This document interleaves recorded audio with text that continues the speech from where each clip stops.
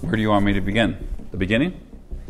When you look at the scale of this movie and you know what the conditions were that they were making this movie under, it's truly, honestly, and all filmmakers say this, they all say, well, what we did was unprecedented.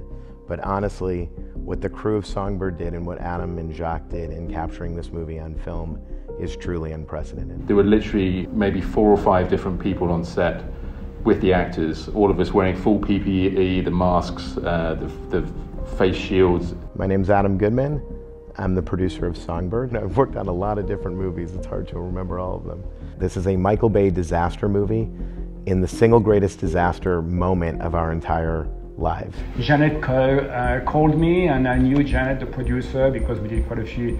I worked with some film that she had produced before, and she sent me this treatment from Adam, the director.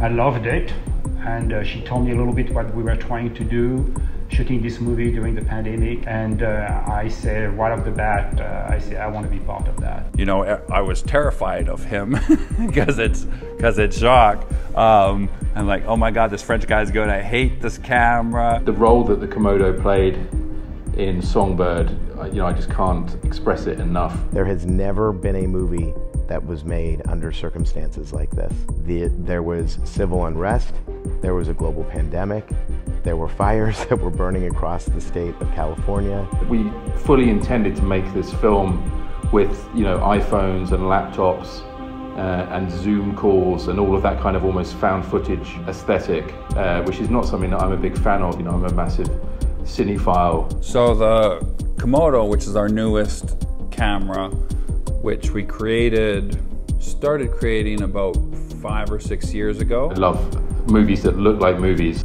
Netflix actually came to us and they said they needed something better than a GoPro, because a GoPro, they were limited to 20 frames before they had to cut out of it. The real genius masterstroke of this movie for me was bringing Jacques on board, who very quickly convinced me that no, we could shoot this like a traditional movie. And my first question, of course, was, well, how are we going to do that? But I think that the innovation of the movie was born out of necessity.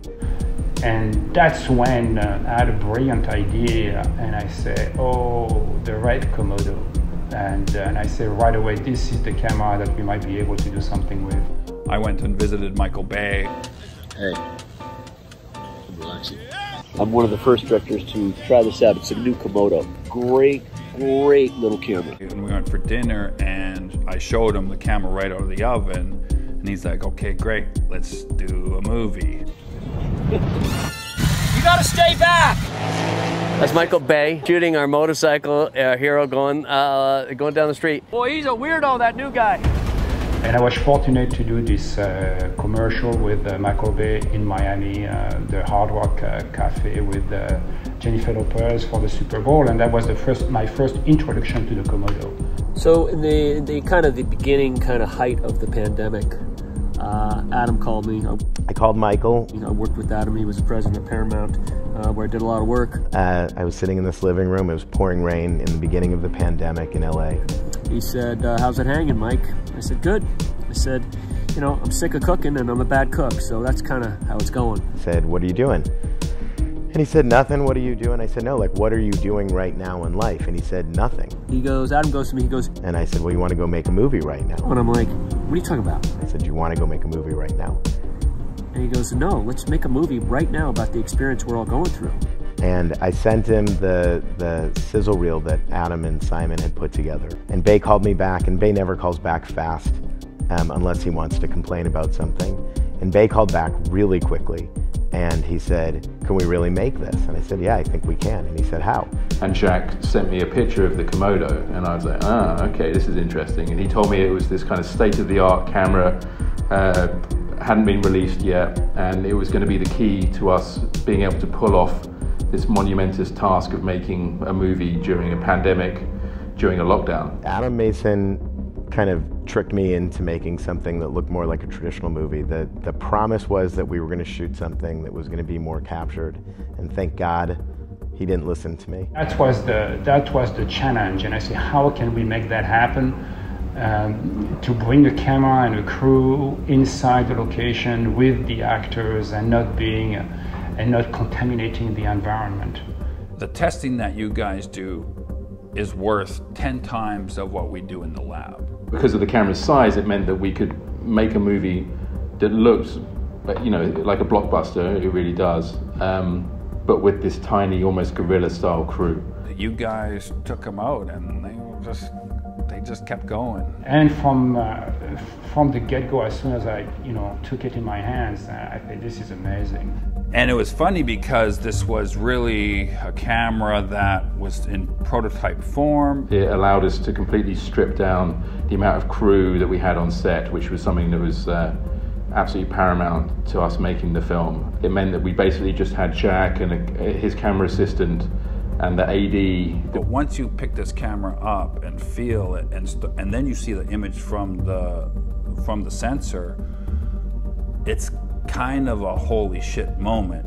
I think, I remember you look at progression of film cameras, from the big one, in the 50s, to slowly, particularly in the 60s and the 70s, with the beginning of Eclair and Atom. We have always tried to make the camera smaller and smaller and smaller. I really think that this camera is going to essentially replace the whole DSLR thing. We have a movie that looks like a big Michael Bay produced film. There's something special about this camera. And I think the Komodo goes in that line of progression of all those film cameras to digital cameras to now, in that we're trying for filmmakers to have a small camera that can go anywhere. That is fantastic, that is amazing. And I don't think any of that would have been possible without the Komodo camera. As soon as I saw this camera in Jack's hands, I was just, it was like the first time, when digital cameras came out, it felt, I felt that kind of excitement again. This is the way of the future. It's now the A camera for a lot of people, including myself. I mean, I've got all the cameras that we make, and plus some others that I have free choosing from, and I'll just pick up the Komodo.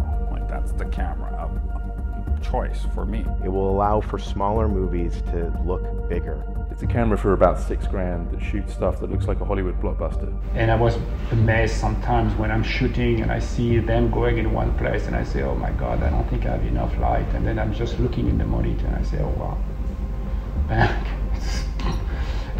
don't have much to do.